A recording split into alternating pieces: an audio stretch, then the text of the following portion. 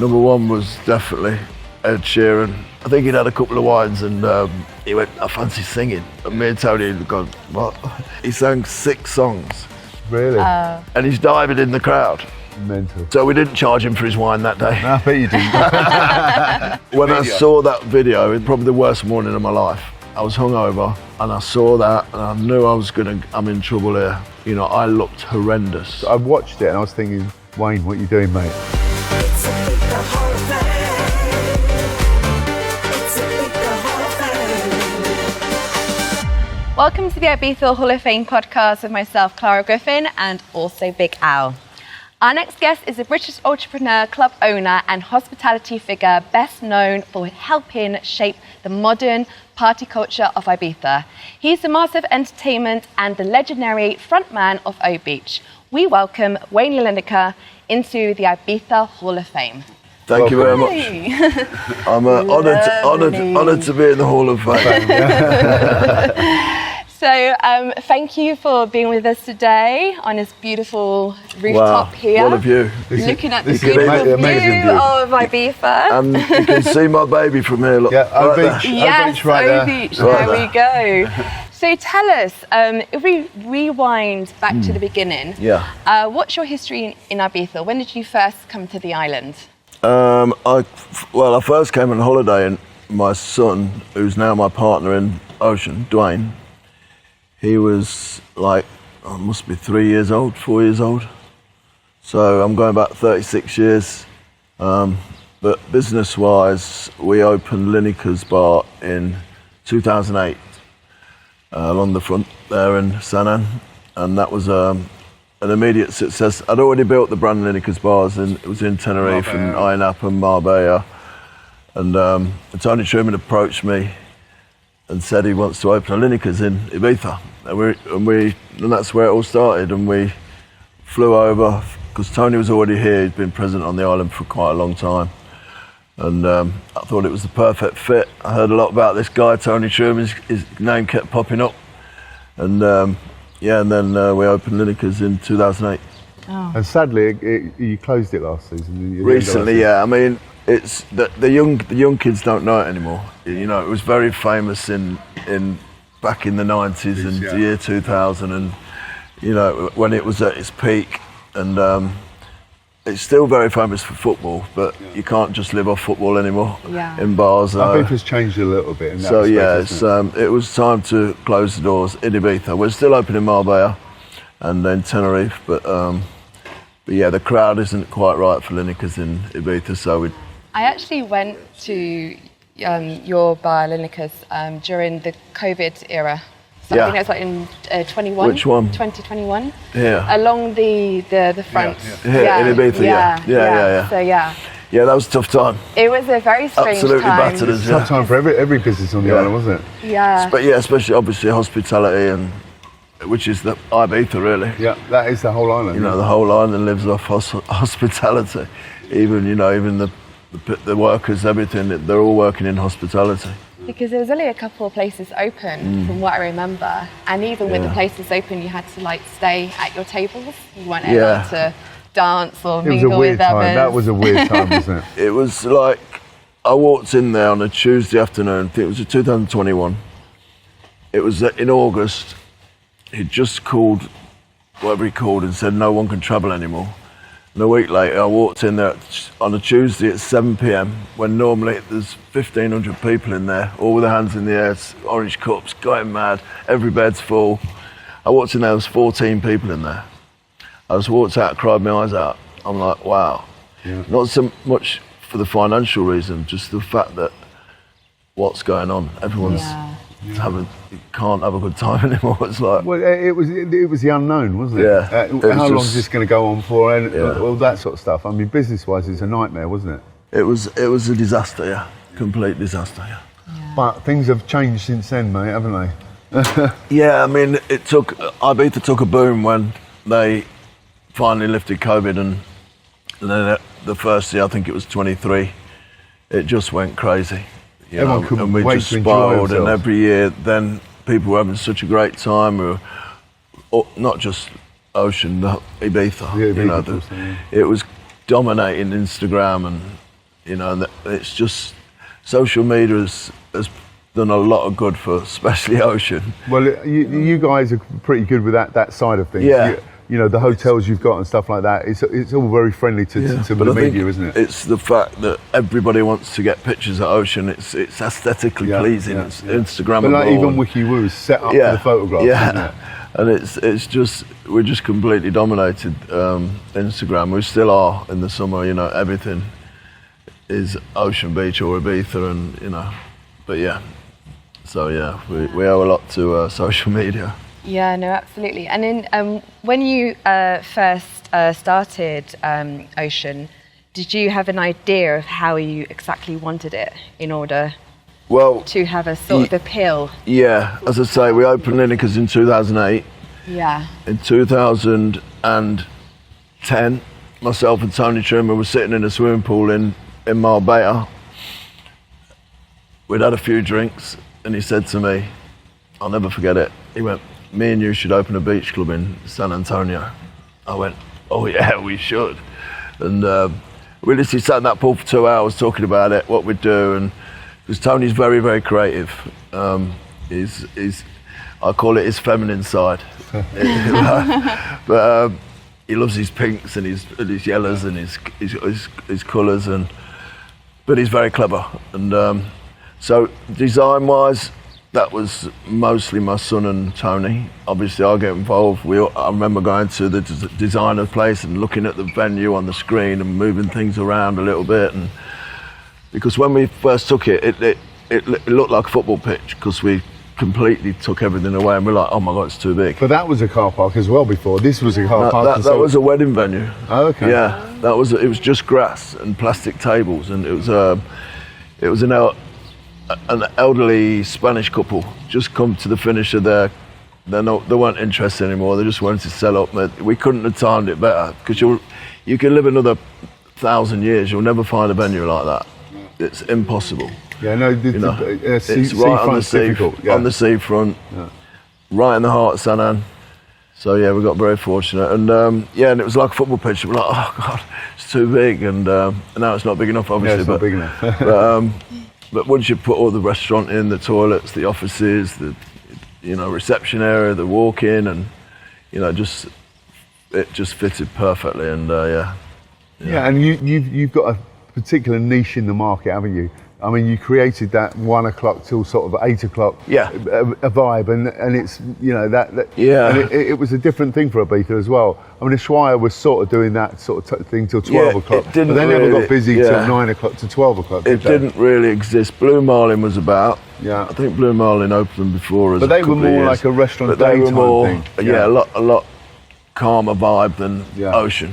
Yeah, and then we introduced we always said we didn't invent the pool party, but we perfected it. Yeah. Right. We brought in all the production, the cranes, the shows. You brought the show, didn't you? The shows are just spectacular at Ocean. People love them, and we change them every year.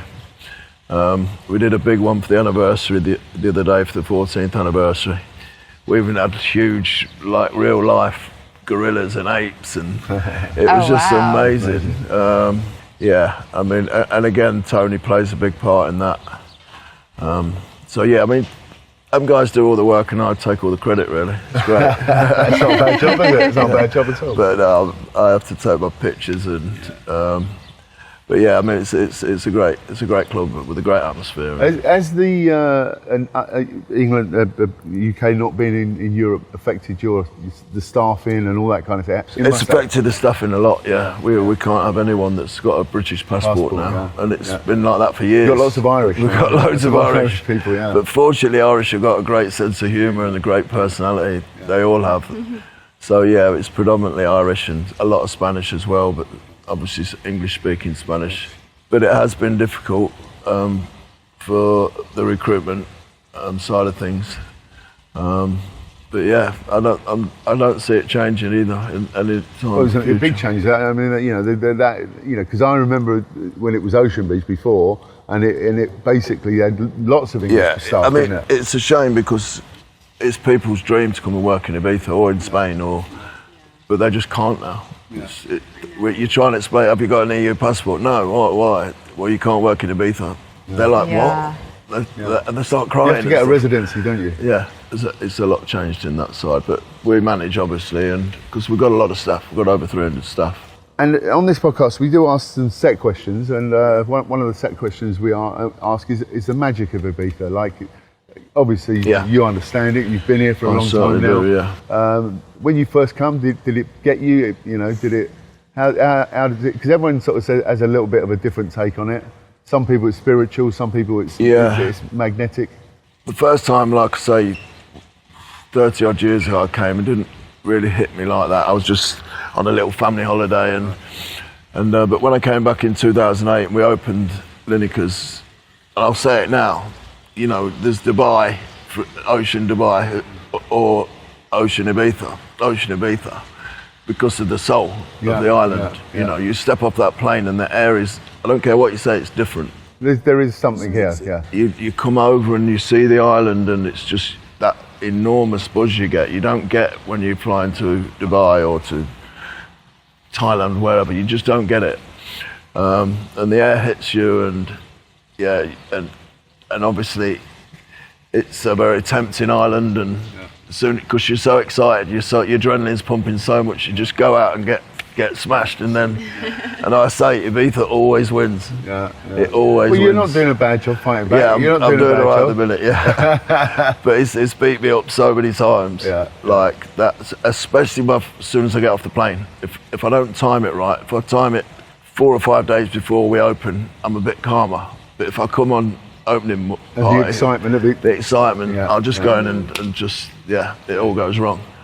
No, and I get that, but listen, that's Ibiza, isn't it? I mean, you know, as soon as you get off the plane, it's you sort of want to get straight into it, don't you? You get that feeling that you need to be sort of part of what's going on, don't you? I think it's the only place in the world where it's still cool to cheer and clap when you land, you know. And that does happen a lot when you land. But that's Ibiza. I've just had it tattooed on my hand. Oh, wow. La Isla Magica. So you really understand the magic. And that's the flower of Ibiza, the bougainvillea, the purple bougainvillea. So I call it the Magic Island. I mean, I've said it for years. You know, I've been coming since 1980, so it's a really long time.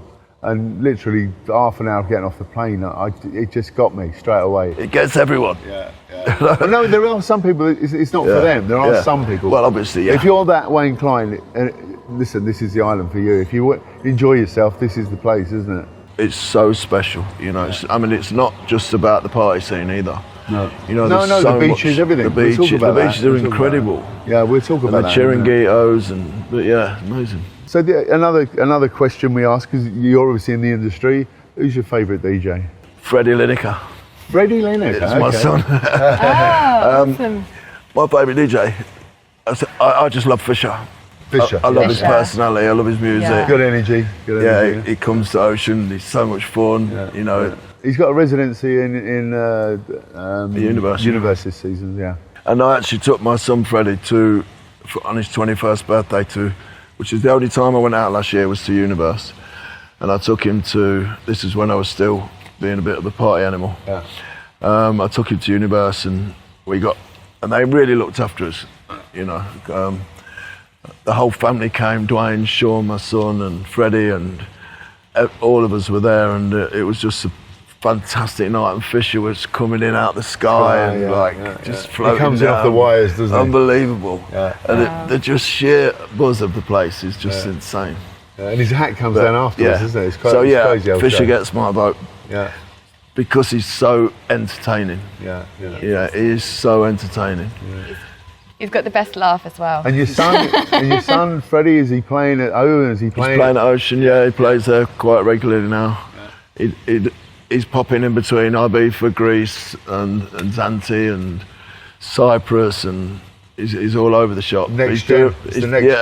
I always said he'll be number one UK DJ by the time he's 25. He's 22. He's just turned 22. So we'll see.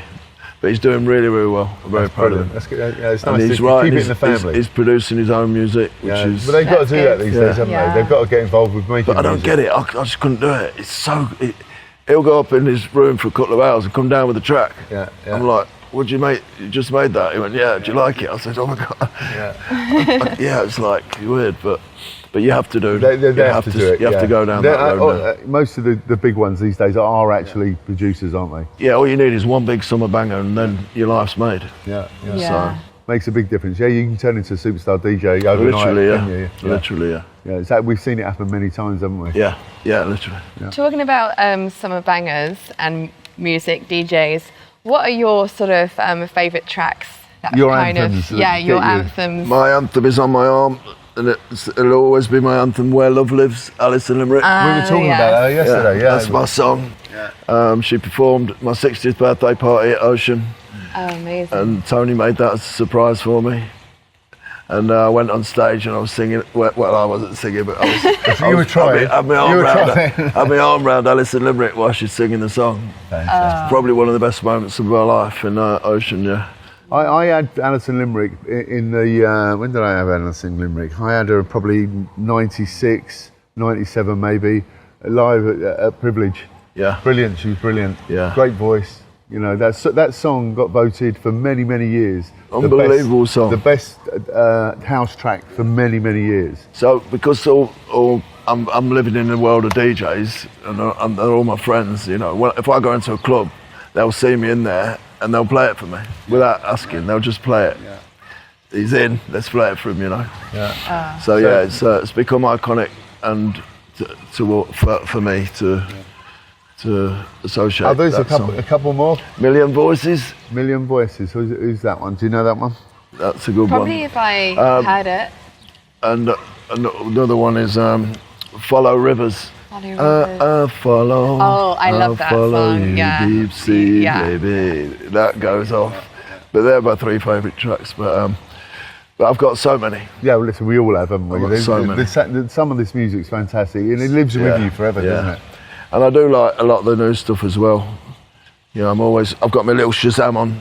Yeah. What's that playing? I've got it on as a widget now. So I just pick my phone up and just swipe Shazam. I've got the track in a few seconds. Go to Apple Music. It's on my playlist. But I can't tell you the artists' names and all that nowadays. No, you're not a DJ. You're like me. You're not a DJ. I mean, I can remember tracks when someone tells you. But I don't remember. I'm not. But the DJs, they give you a list, couldn't they? Yeah. It's just so many. So many tracks. Yeah. And then over the years, what have been your most memorable moments? Would you say? Well, on you this just island? said about Limerick. Well, that was brilliant. obviously that's going to be one of them. That was probably number two. Number one was definitely Ed Sheeran singing live. I see that. Wow. Yeah. But it's how it happened because he comes every single year with his same group of friends. He flies out on a private jet, and then he has one night here. He goes to Ocean in the day every time he comes, and then he'll fly back the next day with the same group. Really good lads, all of them. He's done it since he was. He's a talent, that boy, isn't he? Unbelievable. And he said to me and Tony and Ed were having a chat in the VIP, and I think he'd had a couple of wines, and he went, "I fancy singing." And me and Tony had gone, "What?" He said, "I fancy singing a few songs. Is that all right? If I do some karaoke stuff and all that?" We're like, "Yeah, okay." And within 20 minutes, we'd set up, and the musicians were in that day, which is, they only come in once a week. The violinists and the saxophone and the guitarists, they're all on stage. Yeah. So it was great for them as well, because they got to play with Ed Sheeran. Yeah. And he sang 6 songs. It's like a concert. He sang a mini concert. He sang a couple of his own tracks. He sang some Spice Girls, and he finished with what's the song called? Sweet Caroline. Really? And he's diving in the crowd. Mental. Dived in the crowd. Yeah. Amazing. And I stood on the stage with him, and I just pinched myself and gone, "This is the moment." You know, you know you've made it. He's extremely talented and a good guy. It seems. I've never met Ed, but he just seems like a good guy. So we didn't charge him for his wine that day. No, I bet you didn't. But it was a great moment. It was a great moment. A fantastic moment. Oh. And then around this island, what are your sort of what are the areas that you like to go out and chill, and or any particular Yeah, parts beach. of the island? Beaches. Like Tell me beach? your favourite My beaches. favourite beaches are. Well, I was there yesterday at Calabasas Beach Club You like the Calabasas? in the restaurant there, the central one. Just fantastic. Such vibe. We were food's talking about that amazing. yesterly, funny enough, to Yeah. Calabasas Beach Club, because I told the story that apart with the early days, when I was coming out in the 80s, Yeah. I used to quite enjoy getting on the boat in San Antonio. Takes half an hour to get over there, and then you get off, and then you stay there all day, and then at dusk, as the sun's going down, you get back on the boat. It was like a whole day out. That's one thing I remember from my first ever trip to Ibiza. I was walking around there, and I didn't know what Calabasas or Calagonta was. No. And there's these girls going, Calabasas, Calagonta, Calatarida on the boat, trying to get people on the boats. And we went, and I was like, wow, this is amazing. Yeah, it's like a day trip out, isn't it? But I thought there were, at that time, there must have been little islands or something, but now you can drive there. But I just remember that from my first visit. Calagonta's nice as well. Calagonta's amazing. Yeah, Calagonta's nice. Calatarida. El Chiringuito. I love El Chiringuito. Which one? The in Escavalette? Yeah, Escavalette. That's one of my favourites. Yeah. Yeah, I love There's Escavalette. so many stunning And that restaurants. restaurant's a particularly good restaurant, isn't it? Yeah. I like that And restaurant. I've got my own little restaurants that I go to on my Tell own. us about your restaurants. Tell us about the places you love on this island, because the fans would like to know, because they want to go and eat in those places. Yeah, and they're reasonable. Like Escoco is I'm there pretty much 4 or 5 times a week. Yeah. Because no one knows me in there. It's all Spanish, no English tourists. Because I just get bothered all the time with pictures, which I don't mind. But sometimes I just want to eat my food, and so I go to, and also Can Poulegé, which is next to Escoco along the coast here. I also like a couple of British places, Fatso's, San Antonio, and David's I like. Yeah. I've got my regular places I go to. But obviously, cappuccino for late breakfast. It's beautiful. It's amazing, the views of the old town, and but there's no I shortage. must say, I when I come, I always eat in O Beach, because the food is particularly... Food's amazing. The food is actually particularly good in O Beach, isn't We've it? had the same chef, Luciano, for 14 years since the day we opened. He's South American, is he? He is Brazilian Argentinian, yeah. And he's been our head chef since day one, and he's never served a bad meal in 14 years. I'm thinking about giving him one of these. Sometimes he's doing 1,000 plates a day. Yeah, I'm thinking about bringing Not him to him, the but Hall of his Fame. team. And his team are amazing. I go in there every closing part, and we do a big Yeah, no, show I see and that. bang, You always see it, film it, don't you? Yeah. I do that every year. And they all go mad, and they're all throwing the chips in the air, and because it's the last day.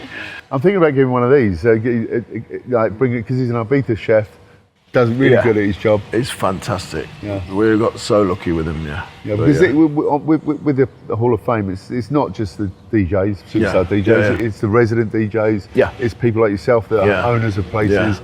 Yeah. It can be chefs, it can be influencers, it can be anyone who's done he definitely something for deserves. this He island. definitely deserves to be in the Hall of Fame. Yeah. Ibiza Hall of Fame. No, he'd be our first chef. if we did. He served. I'll guarantee you, he served more plates than any other chef on the island. Well, we will Guarantee you. we will come in and have lunch. down 1,000 there. a day, Yeah. 7 days a week, for 14 years. That's a lot of Amazing. plates. It's a lot of plates, yeah. And to get it right every day, that's a feat, isn't it? It's perfect. Yeah, it's amazing. It sounds like he's like really passionate about his job. so because passionate, I yeah. think with chefs you have to be so and passionate. He'll have a little tweak Love. of the menu every year and Yeah. change a couple of bits but yeah, he's very passionate. Yeah.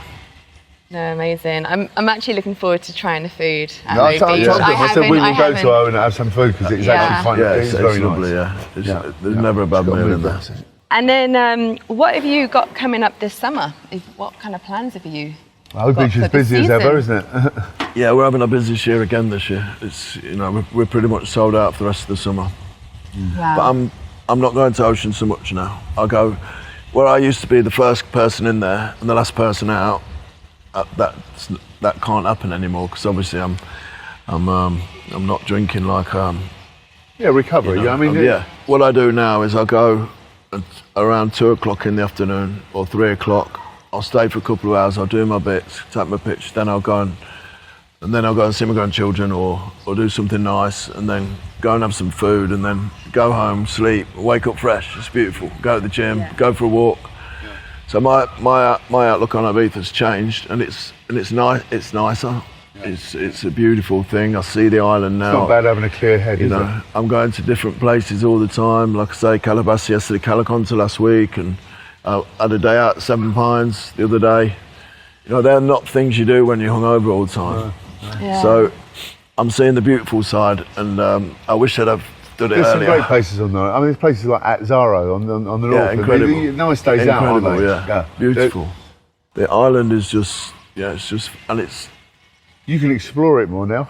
That's what I'm doing, yeah. Explore it more now. I'm like, I never knew this was so nice, and and like you say, with the Ibiza air and the buzz and the just Esvedra as well. I mean, wow. Yeah, I mean, I talk about it just to look at that place. Yeah.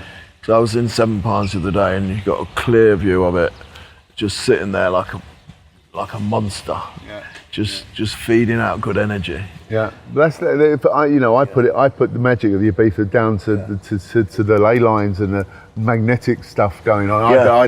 I'm not spiritual, so I'm not greatly spiritual, but I feel almost spiritual when I'm here. Yeah. Sometimes, like moments like that, you just can't find them anywhere else.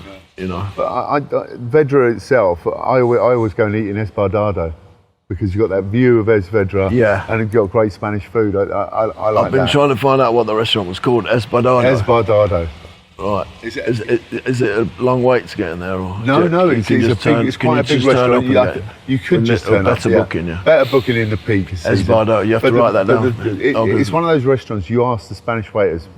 You're not drinking, but they do the cafe coleta. They're typically Spanish. The black rice, they do all that stuff. It. Beautiful. Food's fantastic. Yeah, my son's a big paella fan. He loves the paella. But that place and the backdrop as well is amazing. Yeah. So you got double bubble in that one.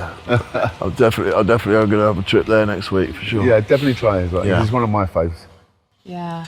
I'm just thinking we should create a map or something with all the different restaurants. So many people have mentioned so many restaurants, and it's quite incredible. I did a post the other week about my 5 favourite Sanan restaurants that I did see that one. Yeah, I did see that one. And the amount of engagement from that, and obviously I did Fatso's as my number 1. And I bet they've got a kickback off that. They're like, and they've never bought me lunch ever. So they are now. And the first time I went in after the post, they went, "Today's honours, Wayne. Thank you very. Today's honours, Wayne. Thank you very much, and for mentioning us." And wow, yeah. But yeah, there's very, very. And I see the Calaconta post, your blog. It's good. On me. Yeah, it's funny. Yeah, it's good. Funny. Yeah, I mean, listen, that's daily life, isn't it? Yeah, it's that's great. nice. Yeah. So that's what I'm doing now. I'm doing another 2 more next week, to give me something of a different. Something else to do as well. Something else to do. Yeah, it's a constant something else. Yeah. Like a hobby. Yeah, no, it's So good. it's becoming a hobby for me now to do them vlogs. So yeah, I've got 2 I'm doing next week, and I enjoy them. And they're quite hard to do. They're quite lengthy. I've got a great social media manager, Yasmin. And we just go and we film it, and then she edits it, and then I'll do the voiceover, and so there's quite a lot to it. But it's good because I can give my knowledge. I can give my Ibiza knowledge to people that have never been here or seldom come here, or just come to party, and they might want to change their mind this time and go have a couple of days out. It gets you to focus on something. Which I always encourage people to do, but the problem is they go straight and hit it hard, and then they're on the back foot. Well, the island has changed, doesn't it? From people coming here for 2 weeks holidays and 1 week holiday. Now it's sort of they come in for a few days and go crazy, and they know where they're going to go. Yeah, they'll come 4 or 5 times. I mean, we were talking about it yesterday, where some of the good restaurants and some of the beach bars are not as busy. The clubs are very busy. Yeah, the clubs are doing but some of the other places aren't as busy because the clubs are completely full. Yeah, and they're full during the day and they're full at night. So and San Antonio's changed so much. When we first opened Lineker's and Ocean, the standard of hotels wasn't great, you know, and all the apartments were this, but they're all nice now. You know, you're not allowed to build a 5-star a hotel here unless it's a 5-star now. Which is a good thing, isn't it? But you know, they've got so many new hotels open. No, but the and they're likes of Tony and yourself and Javier have sort of turned San Antonio up a bit more upmarket. That's what you know. It's in the past. I mean, you remember I was here starting from 1980. It's a different beast than it was then. It has gone more upmarket. There's more better restaurants. There's better hotels. It's certainly improved a lot. San Antonio, San Antonio more than anywhere, I think. Yeah. Because it was. The town always had that bit of class. It took a while. Yeah. It's classy as hell. I mean, you got the old town, and you know, and the clients are a lot classier. Well, it's very Spanish, international. Yeah. Whereas this is just Brits. Brits having a good time, but. Yeah, I mean, I wouldn't say it's the classiest place in the world, especially about 7 o'clock in there on a Tuesday night. you might not agree, but with it being classy, but it's definitely. But they're having a lot of fun, and there's never any trouble in there. No. Never have a fight. Everyone's enjoying themselves, aren't they? Every single person is happy. You walk in there and you'll look at, and everyone's smiling. It's so special, and you know, you can go in the Ocean as a group of 10 of you. Get some beds next to another groups and this and that. You can leave with 50 friends. Yeah. You know, it's so sociable, which is the absolute perfect thing. Let's talk about Ocean a little bit. The nights this season. Do you want to push a couple of the nights? Tell us about some of the nights, what's going on, or days, I should say. We pretty much keep the same events on like History Today's Tuesday, and tomorrow's House of Paradise. Full every week, and then. We've got our own music label on Thursdays called O Beach Music. That's a new thing, isn't That's a new thing we're doing with, So that's the event on Thursdays. So that's the one we're really pushing. It's doing really well. The music's fantastic. There's a various. I see. Who was it? Majestic. Majestic was pushing it a lot. Yeah, he's sort of Thursday boss now. Yeah, we're gonna induct him this week. Yeah, get him on. He's funny. Yeah, he's hilarious, you know. Yeah, no, he's a good Ask guy. him to do his impression of me. It's really good. He does an impression of me. It's so funny. Ask him to do that. But yeah, the Saturdays is Soul Heaven. That's been going for years.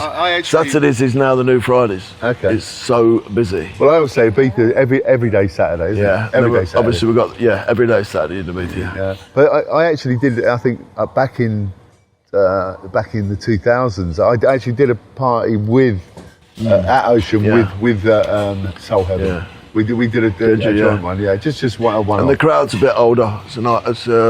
And the music's a little bit different, isn't it? It's more soulful. It's the classier crowd on the Saturday. Yeah. And we've got the pool party. We've been going since day one. Fridays and Mondays we have Joel Corey.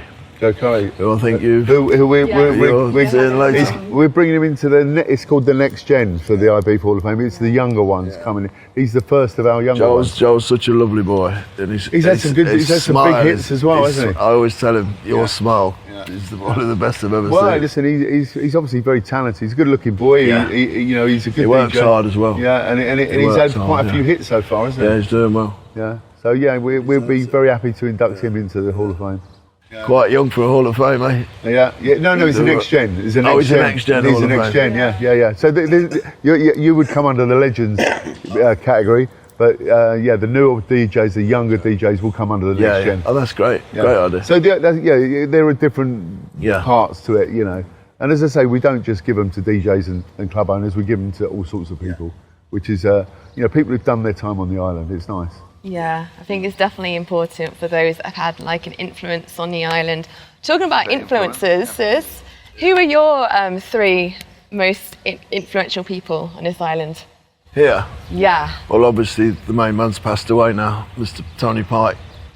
Oh, yeah. Absolute hero. Yeah, I know Tony Pike. Like such a unique man with so many stories. Fabulous. He's probably the only person that's got more stories than me. Yeah. But yeah, Tony Pike. We're going to give him we're going to do an imposter. The people that died. There's quite a few of them that we're going to bring them into the Hall of Fame. Okay, and Tony is one of them. Yeah.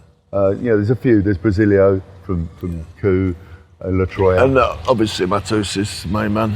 I hated him as well because without him, done a this lot island for the wouldn't island. really be the same, would it? No.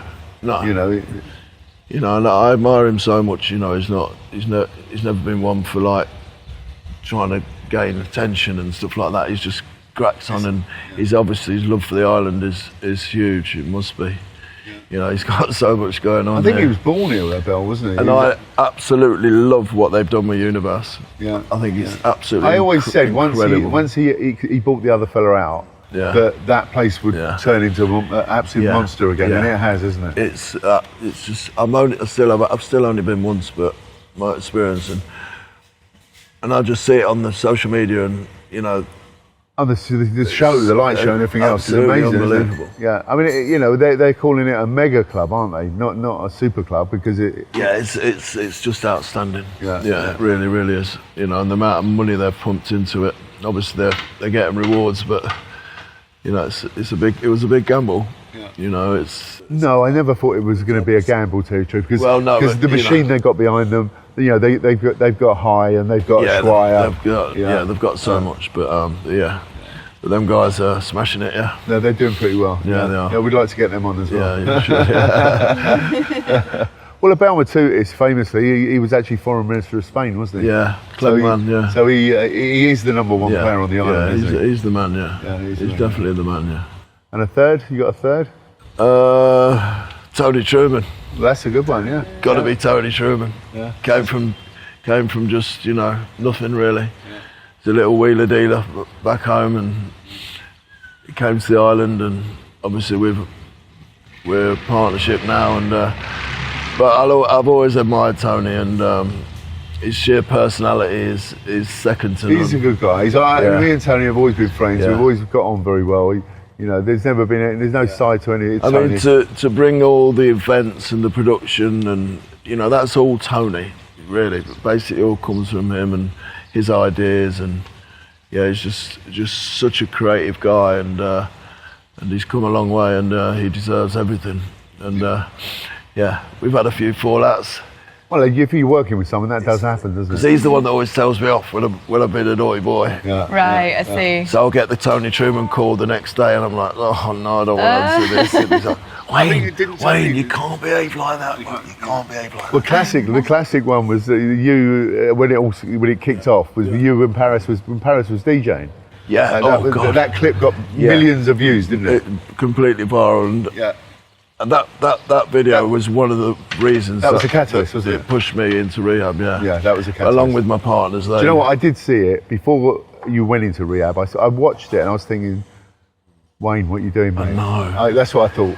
Absolutely shocking. Because we've all been in a pickle, we've all done it. But with the social media. When I saw that video in the morning before my partners had spoke to me, because it was everywhere, I was like, probably the worst morning of my life. I was hungover, and I saw that, and I knew I'm in trouble here. I'm in trouble, not just with myself, but with my family, my business partners. I looked horrendous, and if you can even go on. But sometimes you need something like that. You can even go on TikTok now, just put in Wayne Lineker off his head. That comes straight up. It comes straight up, yeah.